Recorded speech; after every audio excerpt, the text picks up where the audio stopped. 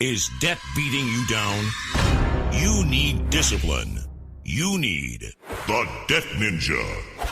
If you've been caught in a financial trap and need to be set free, then you need the Debt Ninja. Want to stop those harassing collection calls, start saving thousands in interest and fees, and get out of debt fast? Then you need to call the Debt Ninja. The Debt Ninja will find the best companies across the country that will help you consolidate all your bills into one easy payment, reduce your payments by 30 to 50%, and get you out of debt fast. If you have unsecured debt of $10,000 or more, such as credit cards, loans, or medical bills, call the Debt Ninja for a free 15-minute consultation. Call 800-826-1246. 800-826-1246.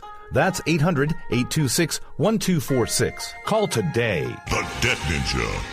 Individuals and businesses with tax problems, listen carefully. Do you feel like you're losing control over your finances? If you owe over $10,000 in back taxes or have unfiled tax returns, we can help you take back control. The IRS is the largest and most aggressive collection agency in the world, and they can seize your bank account, garnish your paycheck, close your business, and file criminal charges. Take control of your tax problems now by calling the experts at Tax Mediation Services and take advantage of the Fresh Start program and new laws that may allow us to negotiate a settlement for the lowest amount possible. Our team of tax attorneys and enrolled agents can stop collections and get you protected so you can take control of your financial future. Tax Mediation Services is accredited by the Better Business Bureau. Call now for a free case review and a price protection guaranteed quote. Call Tax Mediation Services now at 800-610-9050. That's 800-610-9050.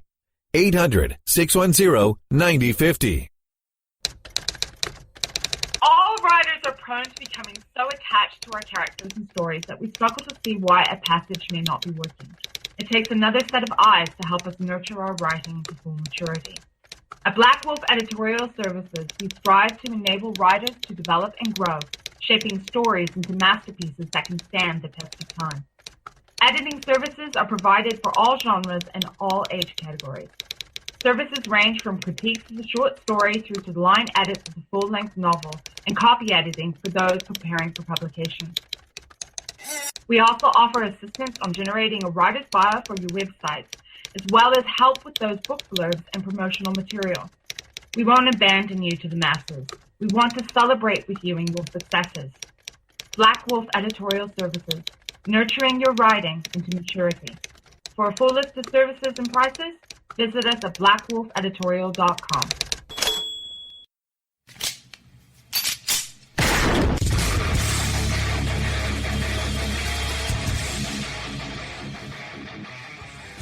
This is Slickery Trigger for Rebel Road Tactical. With proper care and feeding, your pistol will be ready when you need it, there to save your life. Shouldn't your gear be that good? Whether you need a holster for comfortable everyday carry or a tough-as-nails holster for your next training course, Rebel Road Tactical has what you need.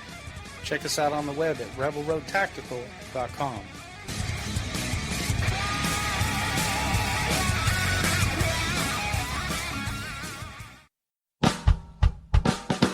You're listening to the Spark Radio Network, internet radio like you've never heard before. Innovation, creativity, and imagination are all said to begin with a spark. So fasten your seatbelt and take the ride of your life and listen for the spark. You are listening to KLRN Radio, where liberty and reason still reign. My name is Jessie. I'm a United States Special Forces widow. This gives me a unique perspective on the world around us. If you're willing to listen, I'll tell you how I see it, and I won't pull any punches. This is my POV, which stands for Point of View. Alright, how you guys doing today? I am so happy to be back with you. You know I miss you when I'm not here. Yeah, I do. No kidding. I miss you. Alright, wait, I'm not alone. Let me introduce our special guest. I've got a PhD student who's studying the psychology of terrorism, Justin Kinney. Now, Justin is a real special guy because he's also an author. Now, he writes under the name J. Robert Kinney, and his book's called Precipice. Hey, Justin, why don't you tell us a little bit more about yourself? Hi, Jesse. Thank you for having me on. I am, as you mentioned, a PhD student. I study international relations, specifically terrorism studies. And my area of specialty within that is kind of the psychology of terrorism. Why do they do what they do? In particular, how do they move from being, say, the average citizen to being a radicalized individual willing to commit acts of violence?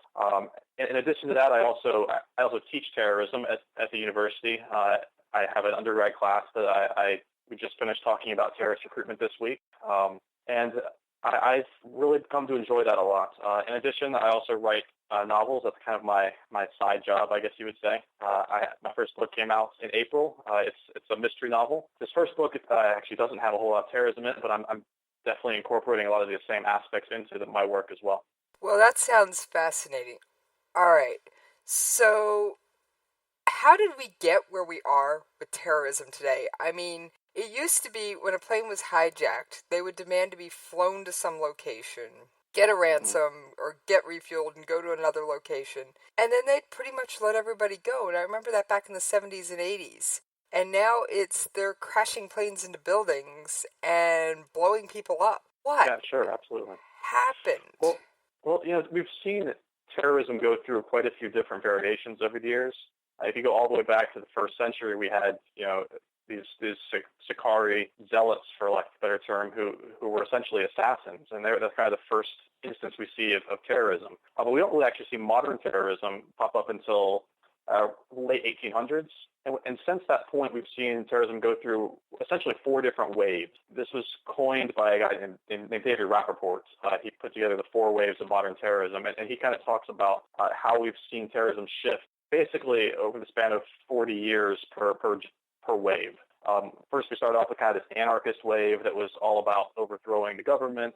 I started with the Narodnaya Volya in Russia. It was all about being revolutionaries and kind of destroying bureaucracy and government. From there, we kind of shifted in like the 1920s to a very anti-colonial wave. We saw a lot of terrorism that was focused on overthrowing the colonial masters and kind of trying to gain independence, and that lasted again for about 40 years. And then again, in about the 1960s, we see a big shift as well, and it suddenly becomes this kind of new left. Everything's being influenced by the USSR and the Soviet Union, starting with kind of the Vietnam War era. And so you have a lot of communist groups around the world kind of taking on a much broader role. But then kind of we've started to see another shift recently in the late 70s and 80s and through today, which is a much more religious wave of terrorism. We've seen this a lot, particularly in the Islamist world. We've seen it in other areas as well. And I think this is kind of what you're talking about, this idea of the ideology becoming so much more important, where we've moved from these simple hijackings to something much more deadly and dangerous. Yeah, it is. Although when you mentioned the religious thing starting in the 70s, I thought back to the Munich massacre at the Olympics. Oh, absolutely, yes. That was kind of a big kicking off point of a lot of it. Actually, you started to see, that was kind of the point where you'd say the shift is kind of between the new left and the religious wave, when I think it was Black September kidnapped those athletes in Munich. It was Black September. Yeah. That's also about the time we started to see terrorism become more international. Prior to that point, it was mostly all focused on very domestic, staying within your own country. But around kind of in that late 60s, there was a Palestinian group that hijacked an Israeli airline in 68. And then again in 72, we started to see this much more international focus on terrorism. And it's become even more and more pronounced going into today. Now, obviously, with the Islamic State and ISIS, they've really taken that to heart and become a very international group. Well, like I've told my listeners, ISIS, or the Islamic State, is also referred to as ISIL or Daesh, depending on what news article I'm grabbing and where it's from. They can hear any one of the 3 names. So anybody who's a regular listener to the show does know all 3, or the 3 most common. Great. So I have at least tried to educate them that far. That's awesome, yeah. But what would make a person, we'll say from the United States or even the United Kingdom, pick up and go over and join ISIS or become radicalized to where they're willing to blow themselves up. I mean, it just boggles my mind. I mean, yeah, America is one of the greatest countries on the planet. She has her faults. All countries do. Why would you want to give all that up for this terrorist group? Well, that's kind of the big question, isn't it? I think it's something that, at least in my world in political science, almost every researcher in the field is trying to solve this problem. And frankly, there's a lot of arguments out there, and there's a lot of things going in all different directions. It's usually ordinary people. These aren't people who have histories of mental illness or anything else. But there are some common threads that seem to pop up. In particular, some sort of personal trauma in their past. It seems very common. And in particular, this is my theory, is that there's usually some sort of developmental setback when they're very young in their childhood, mostly through some sort of lack of familial support. As you're growing up, family is what kind of instills a basic level of trust in the average person. You can trust your mom, your dad, or whoever raised you. But when that trust link doesn't happen or is broken, our psyche experiences a kind of developmental setback, and it often will manifest itself in kind of this anger at authority, and that kind of internal grievance that you see very common in terrorists, and actually all forms of crime, serial killers and other criminals as well. But this kind of rejection of authority, anger at authority, will lead to this adoption of identities that society might deem bad or negative, and that makes them particularly vulnerable and susceptible to a group that comes in and provides them with an identity and a sense of belonging, a family of sorts.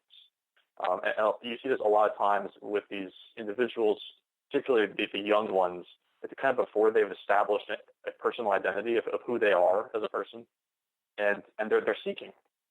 And I think everyone goes through this at a certain point. We all want to decide who we are, and when a group comes along and says, this is a meaning for your life. I'm going to give your life meaning, and it's a meaning to the point where you're willing to die for it. That's a powerful tool. Now, that doesn't always answer the question of why some people do that and others don't. But I think that's a really good starting point. That is a starting point. People are looking for identity. That is a starting point. It made me think of the gang violence that we have here in the United States, and also Black Lives Matter, and also the Islamic State and Al-Qaeda and al-Nusra and all those groups. As it made me kind of look at them all as more of a whole than, all right, this is a domestic U.S. problem, this is a international issue, this is, it made me kind of take a step back and go, wait a minute, you could apply some of that to gangs, you could apply some of that to Black Lives Matter, you could apply some of that to the Weather Underground. Absolutely. I would even throw in religious cults and trans criminal organizations like mafia-style groups. It's all about the family and this kind of structure that they give people. Like I said, I'd never thought of it in those terms before. That really makes me take a whole new look at terrorism. I mean, I always thought it was the guy over in the Middle East who drives a bomb-laden car in front of a police station and blows himself up, or the guy that crashes a plane into the World Trade Center or the Pentagon, or, what have you. And it's just, I never really thought about the smaller, less common forms, for lack of a term. Yeah, absolutely.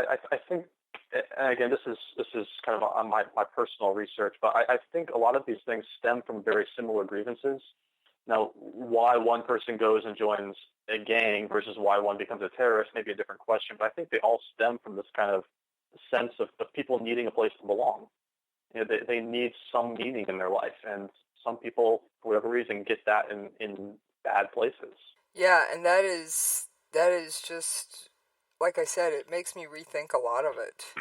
I don't know where to start with it, but so what have you discovered that makes you say it's, there was a lack of trust with authority when they were young? What brings you to that conclusion, if you don't mind my digging just a little? Sure, and this is still ongoing research, so I'm still speaking on this. But I think a lot of times when we look into the backgrounds of these groups, we start to see some common threads, and I think there's, particularly the terrorists we've been able to talk to, which admittedly there's some bias there because those are the ones that we've caught. They're the bad terrorists. So there's some bias there. But we see a very common thread in psychology where there's this lack of trusting in authority. And I have a background in psychology. I actually have a master's degree in forensic science as well, so I've studied serial killers and other forms of criminals. And I started to see a lot of very similar trends in terrorism psychology that I was seeing in these serial killers in particular, but other forms of crime as well. And I started to kind of wonder if they were related. And I think as the farther I get into it, the more I see correlation there. So I'm still working out on what makes somebody do one versus the other, but the more I research, the more similarities I see between the two. So you're seeing a lot of similarities between the psychology behind a serial killer and the psychology behind a terrorist. In certain areas, yes. There's things like this personal trauma in the past and this anger at authority, kind of an ability to switch off empathy so that they can dehumanize the people that they're attacking or killing. In particular, I mean, this is it's a very emotional based thing, and you see very similar mindsets when it comes to who they blame. There's always this kind of shift of blame from themselves to others. It's not my fault. Somebody's making me do it, or I feel like I have to do it, or it's society's fault for making me do this because they've imposed some sort of grievance on me. They're not exactly the same, but there's enough similarities there that I think there's maybe a similar root to them anyway. I think that's fascinating. So how would there's a group of people, and most notably you hear this from people usually at the State Department going, oh, well, if they just had good jobs, that would solve all the problem and all the terrorism would dry up and blow away. What's your response to a statement like that?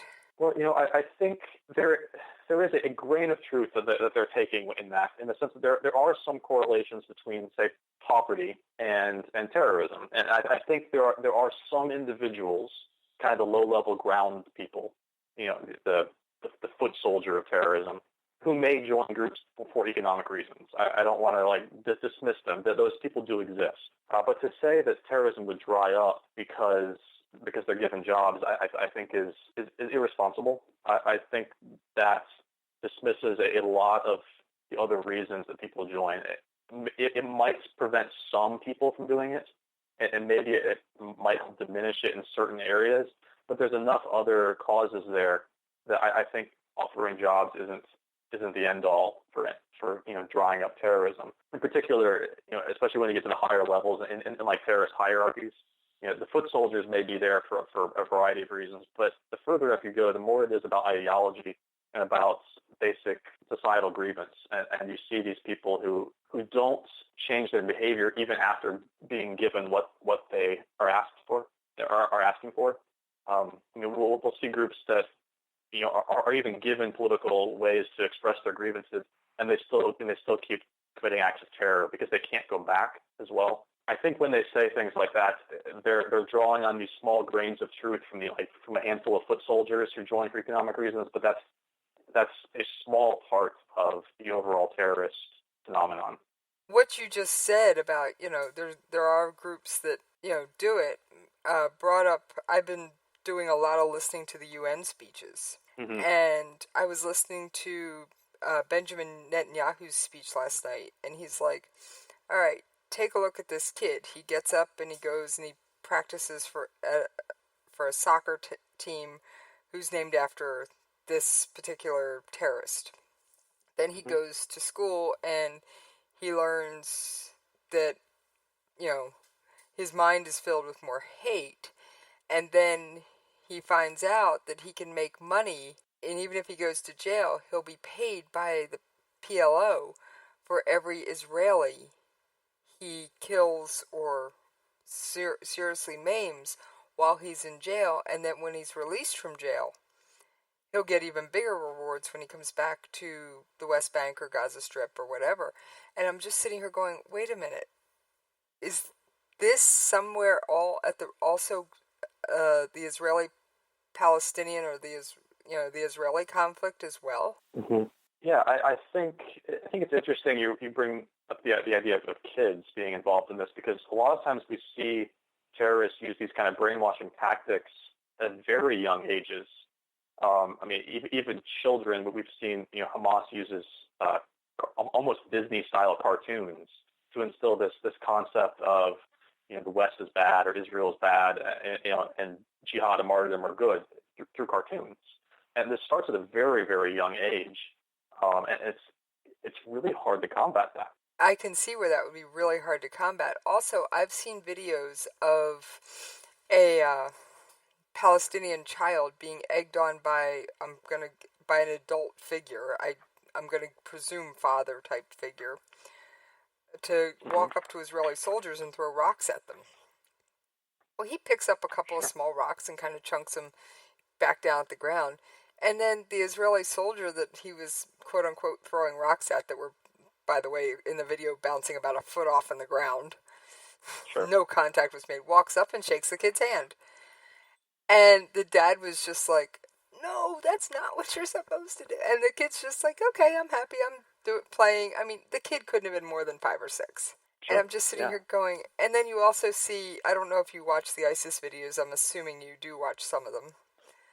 Some of them, they get pretty tough to watch after a while. Yes, they do. I've watched quite a few of them myself. I don't go into them on air, but I have watched a number of them. But there are videos where they actually show children being used as executioners. Oh, absolutely. We're seeing child executioners, child suicide bombers. It's very tragic. And then I also have seen pictures from the West Bank and Gaza where, they don't have bulletproof vests and things, so they'll wear a baby in a baby carrier in front of their chest. And that it's one of those images you don't soon forget. Oh, that's part of the reason I don't watch all the videos. You can't get those images out of your head. Oh, I've been watching this stuff for long before I jumped on the air, so I have years worth of this stuff in my head. It's very painful to watch at times. Some of it's painful, some of it's, how could you do, my outrage usually goes to how could you do this to your own child? Absolutely. I don't have kids myself, but it's unthinkable. I can't imagine doing that to any child, much less my own. Exactly, and I don't get it. I just don't get it. So that's why I'm so interested as to why. How do they must have to start teaching them this, almost from day one to make it this ingrained. Absolutely. And we're seeing it move younger and younger too. I mean, the terrorists today are younger than they were a decade ago on average. They're preying on them younger and younger. They're indoctrinating them through videos, video games, even social media.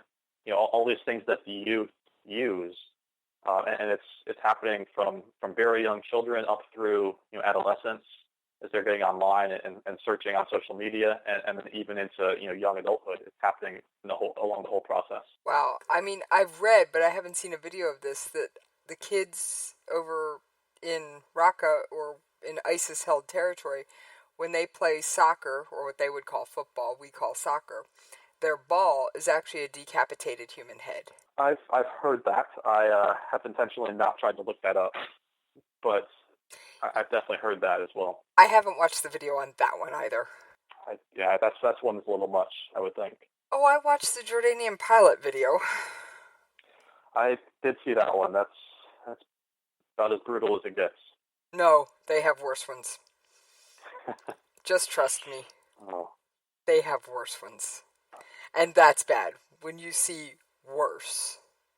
Oh, yeah. Absolutely. I'll tell you about a couple of them off the air, because I don't want to put those images into my listeners' heads. But, I mean, there are worse ones out there. Trust me, I've seen them. And I'm going to tell you up front, if you don't have to watch them, don't go looking. Now, I have this extreme morbid curiosity, which I'm sure says something crazily psychologically about me, that I want to know what the evil is. I want to know what evil is capable of. That's why I watch them. Absolutely. Well, that's me. You look at my career path. I've studied serial killers, criminals, and terrorists. So I don't know what that tells you about me, but I'm also very intrigued by what makes somebody go evil. Yeah, but you're interested in what took them to do this evil act. I'm like, how bad can the evil get? Yes, that's tough. And so I have watched some pretty gruesome videos. You don't want to go, if you don't have a reason to go looking for them, I'm going to tell this to all my listening audience. If you don't have a reason to go looking for them, don't. Here's why. you can never unsee those images. Yeah. The Jordanian pilot was bad.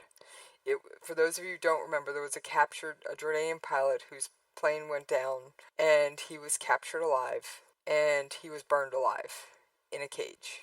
And it was a very graphic video to watch. Now, just when I thought it couldn't get worse, a few months later, I trip over another video, and I went, oh. And unfortunately, the Islamic State seems to have no end to the level of depravity that they will stoop to. No, and a lot of that goes back to their ideology. They're very focused on their end goals, and they will do anything to get there. Okay, so correct me if I'm wrong, but the Islamic State essentially wants to, for lack of a short term, rule the world and make the whole world subject to Sharia law, or at least as much of it as they can? In a sense, I would say they actually have a further goal than that they're actually trying to bring about the apocalypse. They believe in a branch of religion that's essentially apocalyptic in nature, and they believe they are key components of that. They actually believe they're written into the Quran as the ones who will bring about the apocalypse. So I think, yes, ruling the world is a goal, but I honestly think that's almost a short-term goal for them. All right, correct me if I'm wrong. Wouldn't it be the 13th Imam who's supposed to come out of a well? I don't know about the well aspect of that. But it is the 13th Imam. That's the idea behind it. Okay, I've heard different derivations as to where this Imam is supposed to appear from. Mm-hmm. But I seem to remember a well in one of the versions I read, and I have tried to study in my own way on Islam and terrorism, and I don't have the psychology background that you do, though. No, the last Imam, it's called the Mahdi. They do believe that he's going to come back. That's their version of the Messiah. But to be honest, ISIS isn't even as huge on the 13th Imam ideology as other groups are. They're a lot more concerned about just trying to end everything. And the Imam comes along, they're okay with that too. So does ISIS essentially want to destroy the world? In a sense, they I don't know if you're familiar with their magazine, Dabiq. It's named after a town in Syria called Dabiq. They believe that that's the spot where the kind of final battle, their battle of Armageddon, is going to take place. That's actually why they're in Syria to begin with. They're kind of hanging out, or they're trying to hang out at Dabiq and wait for their Messiah to arrive and basically save them. And so they believe that this battle of Armageddon is going to take place, and they think it's going to happen soon, and they're going to be a key member of that. So they're doing everything they can to spark Armageddon, essentially. In other words, they think that they can make their, quote, Messiah arrive on their timetable. It's essentially, yes. Yeah. Okay, that's in my mind, and to remind my listeners and to fill you in, I come from a Jewish background, and I'm sorry, I don't believe there's anything I or any other human group can do to encourage the Messiah to come on my timetable. I would agree with that. But they believe that that's the end all for them. That the Messiah coming will usher them into their paradise, and they want that to happen as soon as possible. And again, they believe because they're key members in it that it's going to happen soon. That's actually one of the splits they had with Al Qaeda. Al Qaeda also believed in this kind of end times, but they didn't believe that they were key members of that prophecy. ISIS actually does believe that they are. Okay, so that's one of the key splits. What are some of the other key splits between, like, ISIS and al-Nusra and Al-Qaeda? I mean, what are the differences between these groups? Well, ultimately, I would argue there's probably two big differences. One is the ideology. ISIS is much more apocalyptic in nature, much more Armageddon-driven. Like I said, Al-Qaeda, believed some of this stuff, but they thought it was much more in the future. They were kind of just trying to usher in, kind of a temporary, Islamic state where they were, whereas ISIS said it's coming now, and we're going to bring it about, and we're going to be the ones to start it. And so I think that ideology was a big shift. But they also split from Al-Qaeda when Al-Qaeda essentially decided that this kind of splinter group was too extreme. They were introducing things like slavery and slave markets. They reintroduced crucifixion as a punishment, as well as, I'm sure you know, just as well as I do, some of the other horrific things they've done. Essentially, Al-Qaeda decided that ISIS was too violent for them, and they split. And ISIS was not happy. They saw Al-Qaeda as kind of almost too weak, in a sense. Okay, that's bad when one terrorist group says to another terrorist group, "You're too violent." Yes, and that's essentially what happened. Is they decided that the acceptable levels of violence were different. And Al-Qaeda, as you know, is not peaceful by any means, but ISIS went well above and beyond that. And yes, they do behead, they do any number of torturous punishments. Some are survivable, some are not. Right. Yeah. So, and their treatment of women is just horrific. Oh, absolutely. That's actually one of the big questions that I would love to answer someday, is how they managed to recruit, these women or young girls from other countries as well. The jihadi brides? A big puzzle. Yeah. Why would a young girl leave her life in the United Kingdom in particular and travel through Turkey to Syria to become a jihadi bride? I cannot comprehend that one. It's a real puzzle. I don't have the answer for that. So I'd love to figure it out someday. If you ever do, please let me know. I'd love to have the answer to that one myself. I will let you know. Because that would be a major piece of the puzzle, I think. Yeah, absolutely. Actually, if you go back for a second to those 12 or 13 imams. Yes. ISIS actually believes that al-Baghdadi is number 8 of those. So they do believe there's still a couple more to come, but they believe they're coming very soon in quick succession as well. So if we took out al-Baghdadi, would that only help them in towards their prophecy, or would that hinder them? They would see that as helping them in a sense. And actually that's part of the problem we're running into, is even killing them fits into their prophecy, because they believe right before end times happen, they're going to be beaten back pretty badly and kind of be on their last, hanging on by a thread. And that's when their Messiah will arrive and save them. So even starting to kill some of them actually fits into a lot of their ideology as well. And yes, killing Baghdadi would actually, in their opinion, move us one step closer, because we'll be moving on to number 9. Okay, that's kind of spooky. So it's a very difficult thing to come back. So I've heard that they actually are trying to draw the U.S. into a ground war in Syria. And is that why? So that we can kill them and beat them back, so that hopefully their Messiah will come and save them? That would be my best guess.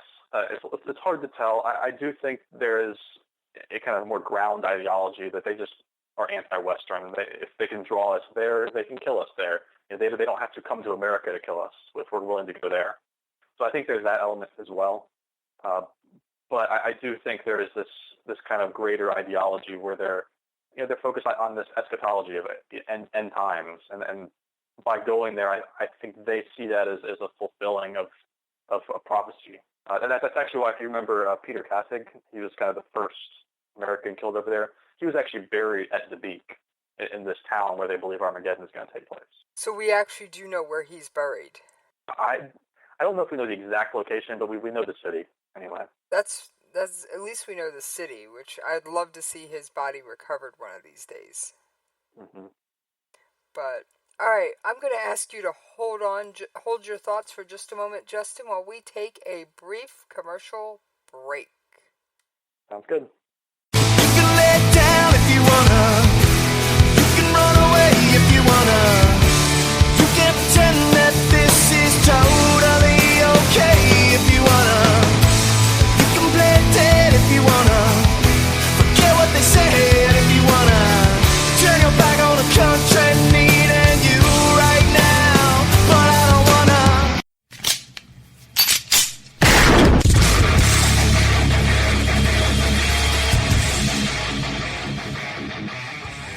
This is Slickery Trigger for Rebel Road Tactical.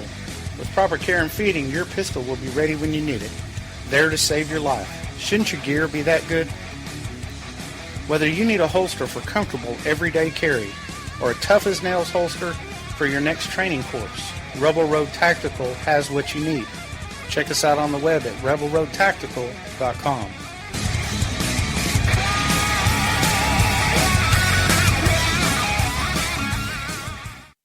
Tired of paying outrageous prices for Viagra? Well, we have great news for you. Now you can finally get Viagra at huge discounts. Healthy Man allows you to save up to $500 on Viagra. Why pay U.S. pharmacy prices of $15 per pill or more when you can get Viagra for less than $3 a pill? Call today and get 40 Viagra pills for only $99. This can cost as much as $600 at your local pharmacy. You can't afford not to call us. If you want Viagra at the lowest prices, never pay $15 a pill pharmacy prices again. Get Viagra for less than $3 a pill. Call 1-800-516-7602 today and save up to $500 and get 40 pills for just $99. Healthy Man is fast, easy, and affordable. Operators are waiting at 1-800-516-7602 to take your call right now. Call 1-800-516-7602. That's 1-800-516-7602. Again, 1-800-516-7602.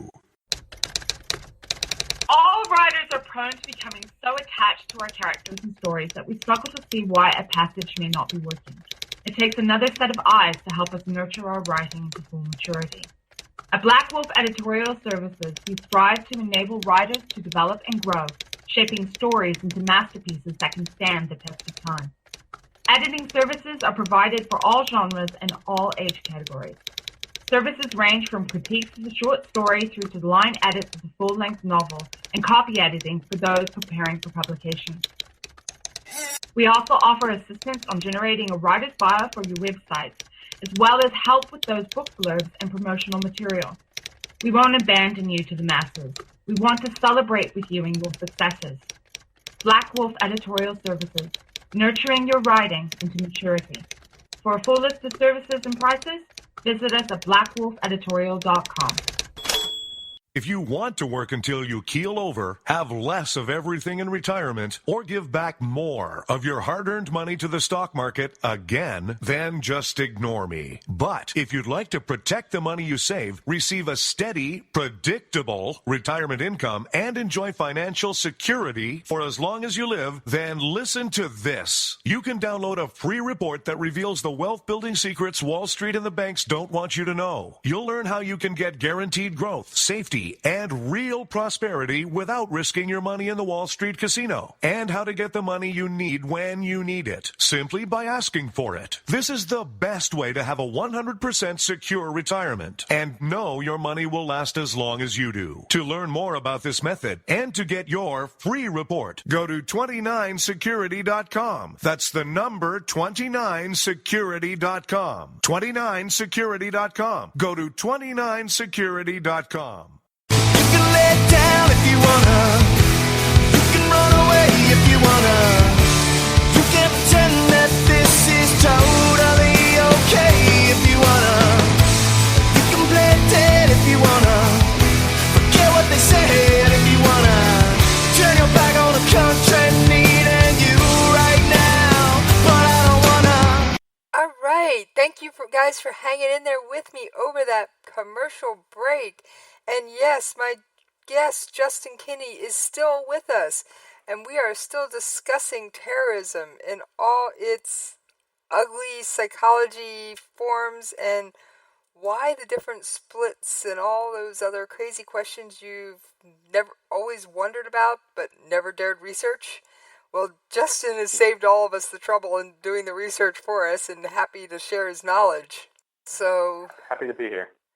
Oh, I think you're a fascinating guest. So what's the difference? We hear about the Haqqanis and Al-Qaeda and ISIS. Now, we've already said ISIS is by far the most violent of the groups.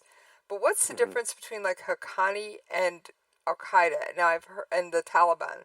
I've heard Haqqanis described as 80% mafia, 20% terrorist. Yeah, I think that's probably a fair estimate.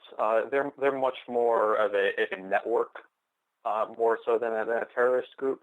You almost see them as kind of family-like structure. And there's certainly, I'd use your term, mafia-like in that sense, whereas Al-Qaeda is kind of set up in a very different form of hierarchy. And the Haqqani group is actually named after a family called the Haqqanis from, I think they're southeastern Afghanistan. I believe you're right on that. And there is actually one of them I read who's facing a death sentence in a certain country, and I don't recall the information off the top of my head. Let me see if I can pull it up real quick. Okay, I'm going to read you part of this article, Justin. Not going to go over the whole thing. It's from the Daily Pakistan News.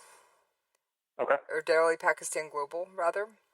And the article is dated August 29th, so it's relatively recent. It says Kabul, a court in Afghanistan has sentenced Haqqani network Anas Haqqani to death, according to local media reports. A section of media quoted Basar Aziz, spokesperson for the Office of Attorney General, saying that a primary court awarded death sentence to Anas, brother of guerrilla commander Sirajuddin Haqqani. Anas was captured by the United States security officials after he visited Qatar in October 2014, along with another leader, Hafiz Rashid. The spokesman, however, refused to comment on when and where the verdict was handed down. And the sentence came a few months after the Afghan government hanged 6 Taliban prisoners in Kabul, which, of course, the Taliban launched a series of attacks on judges, killing some, blah, blah, blah. And the Haqqanis have said that, of course, if this death sentence is carried out, there will be retribution. And, of course, the Taliban's also accused the U.S. of violating an understanding reached during the exchange of prisoners, which allows relatives to visit freed Guantanamo inmates, but that's a whole other kettle of creatures. Okay. So, the fact that we have some of we captured at least a couple of the Haqqani, and we obviously turned them over to other countries. So are the Haqqanis after us because we were the initial ones capturing them? Is that why they grabbed Bergdahl? Was he a target of opportunity? What do you think motivated that, and how does that play into everything? Well, I think that's certainly a possibility. The Haqqanis are very closely tied to the Taliban, and their ideologies actually line up pretty closely as well. And in some ways, it actually can compare them closer to the Taliban than it would to Al-Qaeda in that sense. I think actually their founder was he was a big military officer during the Soviet-Afghan War. So they both kind of spawned out of the same conflict. I think their ideology lines up a lot more with the Taliban than it does with Al-Qaeda, just in general. So it certainly would make sense that they would see us as an enemy, and that may have played into Bergdahl. I don't know for sure, but that would make a lot of sense. All right, so what are the differences between Taliban and Al-Qaeda philosophy, if you don't mind? Grabbing the notes off your desk. Yeah, I have all kinds of notes. So Taliban for a few minutes. So Taliban is it's kind of a fundamentalist group, particularly in Afghanistan. They are different from Al-Qaeda in the sense that they're one of the few terrorist groups that's actually very poor and very uneducated. They come from a different segment of the population than say most people in Al-Qaeda would. Actually, most terrorists are actually fairly well educated, but the Taliban is not, and so they kind of spawn from a different group. Most of the Taliban, though, actually came out of the Soviet-Afghan War back in the late 80s or so, and so they came out of the Civil War and were actually at the time they had the backing of the CIA because they were fighting the Soviets. It was seen as kind of this anti-communist movement. But once the Soviet government fell, the Taliban kind of formed out of those soldiers and began kind of moving across the southern part of the country, capturing provinces from these other warring factions as well. Now, ideologically speaking, they're Sunni. But they believe in kind of an unusual form of Sharia law that we don't see in other countries because it's it's kind of combined with some of the tribal codes in the area, the Pashtuns, which is an ethnic. I think it's called the Pashtawali. Pashtunwali, yeah. I'm actually somewhat familiar with that, and you're going to laugh if I tell you where I first heard about it. My favorite author, Brad Thor, actually, when he does his research, he does it very well. And he's actually the person where I heard him say, the Haqqani are 80% mafia, 20% terrorists. And that's actually where I picked up that information from. I always enjoy Brad Thor. He's very good with his research and for his books. And so I actually take, when he says something like that, or when he writes Pashtunwali into a book and I look it up and find out that that's a real thing, I'm sitting here going, wait a minute, because the first time I read his book to go for the ride. The second or third reading, I'll actually sit there with a search engine up going, wait a minute, is that real? There's no way that's real. That's real. Oh my gosh. Yeah. That's real. I enjoy Brad Thor. He really puts a lot of time and effort into the research in his books. Yeah, his books are an amazing thrill ride. I haven't had time to read yours. Don't worry, it's on my to-do list. I bought it on Kindle. I did pick it up. I just haven't had time to actually sit down and open it. I've been a little busy lately. Haven't we all? Anyway, and that's actually where I first heard about the Pashtunwali code, where, if someone is a guest, you will defend them, you will take care of them, you will... Absolutely. It's an ethical, almost code of sorts that dates...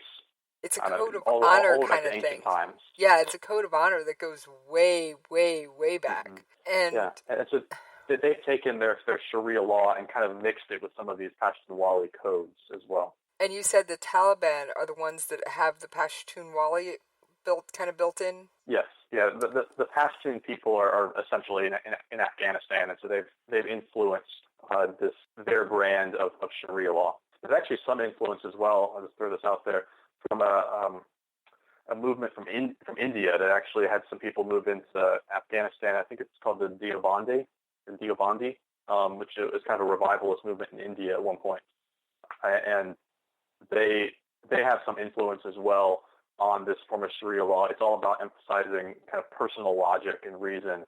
It's more of a school of thought than anything as well. But the Taliban have kind of incorporated both the Pashtunwali and the Deobandi into their version of the ideology. The rest of it is pretty similar to Al Qaeda and Bin Laden's ideology, but they've kind of twisted that even a little bit further. So I'm trying to remember, and you might be able to fill this in. Marcus Luttrell, the I believe SEAL who was the lone survivor of this horrible attack. Yes. Was it the Taliban that took him in? Let me think for a second. That, I guess I don't remember off the top of my head. I have to look that up. And you wonder why I do this at my computer. I don't know if it was the Taliban, but there were Pashtun villagers at the very least who were kind of helping. And so it was the Pashtunwali that basically, that code that basically caused him, the Afghan village that saved Navy SEAL. Hang on, this is an article from a reasonably sound source, not totally sound, but the Daily Beast is a middle of the road as far as I'm concerned on facts. Sure. They were in the Kunar province along the poorest mountain of Pakistan. They protected and gave... Doesn't say if they were Pashtun, Taliban.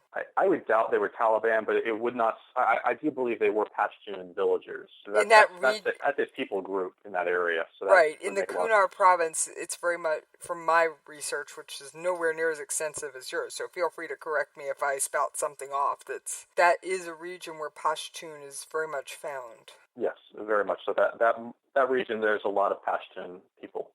And so that is probably... The Pashtunwali code, for lack of a term, is probably what saved his life. It very well could be. I don't know that they claim that officially, but that makes a lot of sense. This kind of ethical lifestyle code of sorts. Right, and it says that, and I'm looking for a date on this article, and I don't have it. It says that the Muhammad Gulab and his fellow villagers who rescued and protected wounded Navy SEAL Marcus Luttrell remain Taliban targets. but they've never regretted their kindness. So, like I said, that makes a lot of sense. The Taliban, because they mixed this Pashtunwali with the ideology of Al Qaeda and Bin Laden, they became very anti-West in the process. But the Pashtun people are not that way for the most part. They're much more along the lines of this Pashtunwali code. Right. And can you explain a little bit more about the Pashtunwali code? Do you have any research handy on that? A little bit. I don't know a ton about the Pashtunwali. I was going to say, basically, it's a hospitality and protecting your guests and caring for them. I think were the overall principles. Mm-hmm. I believe that's correct. I know it dates all the way back to prehistoric times almost. I mean, it's been around forever, and it's all about it's a very moral sense, self-respect, independence, justice, love, forgiveness, tolerance, those type of things, especially to guests. That's my understanding of it anyway. Okay. It's not a religion so much as a code of honor that they carry with them and has been around for centuries. Right, and it's passed down through practice and through the tribe and through, they're basically raised with it, and they don't know it. They would never consider any other way. Yes, it's much like any other culture. It's something that's taught at a young age, and it's been passed down, from parent to child throughout the years.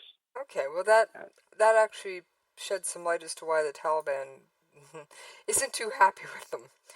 They've incorporated. But, at the same time, the Taliban incorporates some of these codes into their own ideology, so it's kind of a weird mix. Yeah, it's kind of two sides of the coin, but the front half can get mad at the back half. Yes, in some ways. So, all right, that makes some sense to me. All right, so what is the difference between the Taliban with their Pashtunwali code integration and Al Qaeda? Okay, so in general, they are similar. I don't want to say there's too much of a difference there. I mean, they're very similar. They've been heavily influenced by Bin Laden. Bin Laden was actually a fighter in these Afghan wars against the Soviets, so he was there, and he influenced them pretty greatly as well. Which group was he? He was Al Qaeda? Yes, Bin Laden was Al Qaeda. Okay, just want to make sure we put him under the right heading here, because believe it or not, folks, those umbrella headings mean a world of difference in a lot of cases. Not in every case, but in a lot of cases. Like, he could never be Haqqani, but Taliban, Al Qaeda, he is Al Qaeda, or was, and I am ever thankful to the raid that took him out and made him stop breathing the same air I breathe, but that's a whole other story. Yes, he's the father of Al Qaeda essentially, and Al Qaeda is considered kind of the godfather of modern terror groups, at least in the Middle East, as well as Southeast Asia and others as well that have influence through him. Although they're similar, is it a regional thing that makes them different? What makes them different? The Taliban, the Al Qaeda doesn't have the Pashtunwali, the Taliban does. What is it that differentiates them? Why aren't they all under the same umbrella? I would say a lot of it is this Pashtunwali code that's in there, but the Taliban is also much more an ethnic or nationalist group. I mean, they have broader goals as well, but Taliban is essentially just Afghanistan for the most part.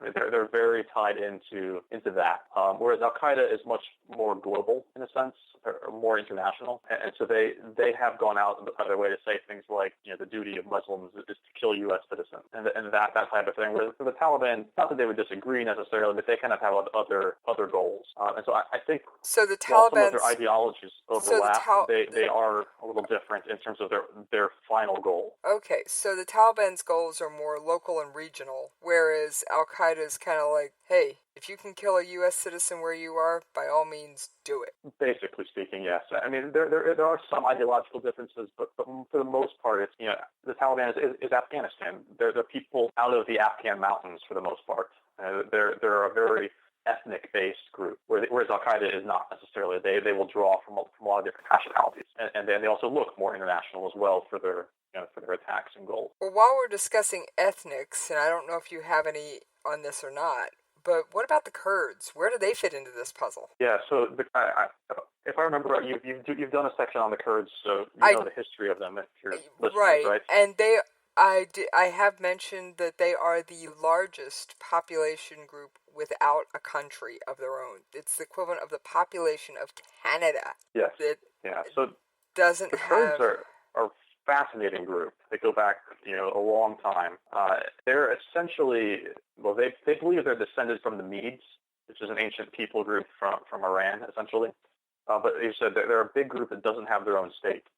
And for the most part, the Kurds have been an ally to the West, a kind of a place of a base or a headquarters that the West can use in Kurdish territory. Right, and the Kurds seem more, for lack of a term, Western friendly. They don't seem for the most part, out yes. to kill everyone that disagrees with them just because you disagree with them. I don't want to downplay their ideology too much, but they're mostly fighting for their own state. And outside of that, they're less concerned. And the Kurds actually were promised a state under the Treaty of Sevres, but the West then went back on it when Ataturk and a few other countries just said no. Well, when those countries in the Middle East were split up, they were done so intentionally to divide up ethnic groups. It was thought at the time that it would keep them from rising up if we could separate them. What it's kind of resulted in the end is a lot more infighting and actually a lot more problems because they all want their own state, and obviously the Kurds are probably the biggest who don't have one. But they were actually divided up intentionally because of that as well. In fact, I actually have an audio clip still on my board from my thing about the Kurds, and they are the largest ethnic group. I'll play it for you real quick. It's only a 10-second clip. The world's 30 million Kurds, equivalent to the population of Canada, make up the largest ethnic group in existence without a recognized state of their own. And the Kurds also, here's the other one. We are neither Arabs nor Turks and nor Persians. We are Muslims. The Kurds are Sunni Muslim. Now, yes. What's the difference between Sunni Muslim and Shia Muslim? Okay. Because a lot of people go, well, it's Muslim. It's all the same thing. But there are some real fundamental differences, and I'm sure you've at least done some study on this. Yeah, so it's actually a very fundamental difference that goes all the way back almost to Muhammad, where they believe that the successor to Muhammad was a different person. Okay, are we talking Shia or Sunni here? When Muhammad died, he didn't appoint a successor. And so it led to a split in the religion over who the next leader should be. The Sunnis followed a guy named Abu Bakr, who was Muhammad's best friend, essentially. While the Shias thought it needed to be kept in the bloodline. And so they went to his, I believe it was his cousin or son-in-law, whose name was Ali. And so that's where the split first started.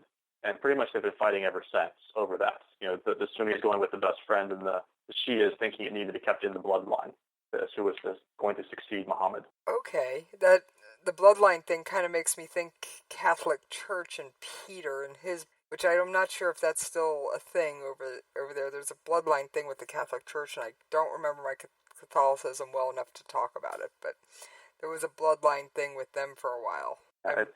The bloodline is the big thing with the Shia branch of Islam. But both sides claim to be the true or the pure branch, and pretty much ever since the split way back when, they've been at each other's throats over that. And so that's why the Shias and the Sunnis don't get along. Now, what about all these people saying, oh, well, Christianity's had a Reformation, Judaism's had one of sorts, because there's now, Reform, Conservative, and Orthodox. It's time for Muslims to have theirs. What do you think that will ever happen? We're starting to get a little out of my area of expertise on this, but I guess you could say it's possible. I think we have seen, Christianity and Judaism go through Reformation periods, but this split in Islam goes back pretty much almost to the founding of it. It would be a very difficult Reformation process to go through. Yeah, I don't know that the two sides will ever agree. I really don't see it happening. It would be very difficult. I doubt they'd ever agree. They have to come to some sort of compromise almost to make it work. And I just, with something that's that deeply held that goes back so long, it would be a very, very difficult, likely very bloody process if they did go through some sort of reformation. Yeah, so that may just be a bridge too far and wishful thinking. Again, we're kind of outside of my area of expertise on I that, know. But that would be my thoughts on that. I mean, I'm just saying that all these people saying, oh, we just need to make the Muslims have a reformation. Guys, you don't realize how long they've held this split and how deep it runs. Wake up, guys. Smell the coffee. So I don't want to say it's not possible, but it would be very difficult. I don't think it would be a simple thing, and you want to talk about bloodshed. Whew. The different branches in Islam have been fighting against each other. I mean, even in terrorist groups, most victims of terrorist groups are other Muslims. We think of it here in America as, you know, them attacking us, but the average victim of a terrorist attack is another Muslim. It's Muslim on Muslim. And that's a point, and that's a very good point, that I don't think most of my listeners realize. Your average victim of terrorism, the ones that make the news are Western. The ones that don't because we hear Western news. Yeah. Well, that's what we care about. That's what most people care about. That's what most people seek out. However, I'm not your average bear. I do tend to go offbeat and look up things like the Pakistan Daily News in English and things like that. So I do tend to read about the other things, and sometimes I will mention them on air. But they don't get the mainstream media coverage that, oh, there were 2 Americans killed in a car bomb in such and such a city, or things like that. We hear about the attack in Paris, but not the one in Baghdad or the one in Lebanon. Right, and there was actually recently an attack in Baghdad. Absolutely. And there was also an attack near Mosul. It was I believe it was west of Mosul. Might have been northwest, where our troops were actually exposed to mustard agent. I heard about that. We talked about it in class this morning. Like I said, I happen to be a news junkie.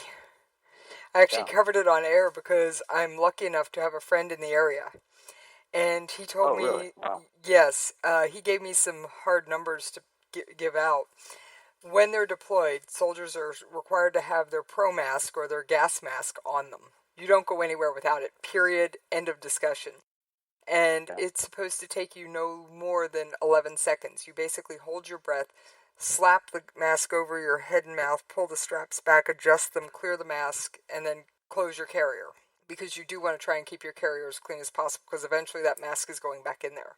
And then the mop suit, well, it's actually called Jay's List, but mop is the long, your protective gear, can take anywhere, but you're supposed to be able to get your mask on in 11 seconds or less approximately. He wasn't sure on the numbers, but he seemed to think that was about right. He's like, trust me, when you hear incoming and get told to get your mask on, it goes a lot faster in 11 seconds. And he said their protective gear, which consists of overboots, gloves, trousers, and a jacket. He's like, we're given 5 to 7 minutes, he said, approximately, he thinks. Like I said, he wasn't real sure on what the exact standards were. He's like, trust me, you get told to suit up quick because there's been something detected, that suit can fly on. So, and he did also tell me that everyone who was potentially exposed, and even a number of others who may not have been directly exposed, were immediately sent to decontamination showers. Immediately, and then everyone was later cycled through the decontamination process. Wow. Advantages of being a military spouse. You never know where I've got friends hiding. I tell you, that's a real asset. Oh yeah, sometimes it makes for good additions to my stories. What can I say? I don't have the index card under me that I jotted down that information on. I'm not going to give his name or his exact location, but he was in the vicinity of this and was able to learn this and shared the general specifics of, how long it takes to get on the protective gear. He wouldn't give me any details about the testing they did or anything like that. The fact that everyone was decontaminated, there's been no one showing signs of it, all that, he felt comfortable enough to share. Great. So, I was pretty impressed with the fact that the Army moved as quickly as they did. Yes, that's what they're trained to do. I'm glad to hear that they can do that. Oh yeah, they definitely pulled it off. So, in the overall history of terrorism, back to the 4 waves, let's go back to like the 60s and 70s. It used to be more of an anarchist fight against your own government. And now... Right, that actually goes back all the way to the 1800s, the anarchists. Okay, so the anarchists go back all the way to 1800s. That brings up for me like images of Weather Underground and things like that. And yeah, absolutely. The IRA, the Irish Republican Army. Yes, yeah. So the IRA in particular would probably be classified in the second wave, which was the anti-colonial wave, the nationalist wave, when they were trying to basically kick out the British. Right, they wanted their independence, and they sort of got it. Kind of. They're still around because they didn't get everything they wanted, but they got some. They got enough to make them stop blowing up nightclubs every other night and having running gun battles in the streets. They got enough to simmer it down to where they're more of a political group than they are terrorist at this point, I'd have to say. At this point, yes. I mean, they're still around. They're still watched, and occasionally something crops up, but they're definitely not at the level they used to be. No, I mean, you don't have to worry as much about an IRA bombing at this point. No, not anymore. Used to be, and I, as being a news junkie, I've gone back through microfiche and news archives and all over the place and looked at all this, and it was just one of those things. So is there any topic you wanted to discuss that we didn't get to? Oh, I could go in a ton of different directions on this. I don't think there was anything specifically. I think we kind of covered a wide range of things, though.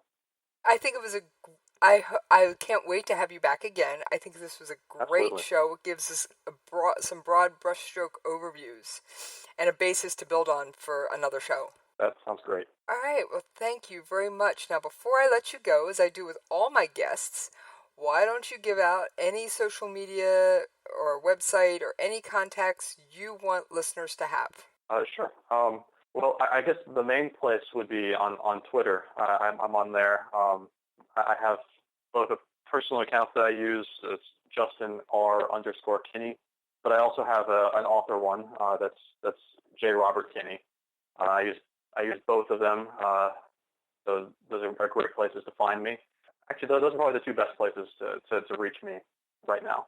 All right, and if you have any questions you would like me to ask Justin in a future episode, please, you can email me at jessiespov@klrnradio.com.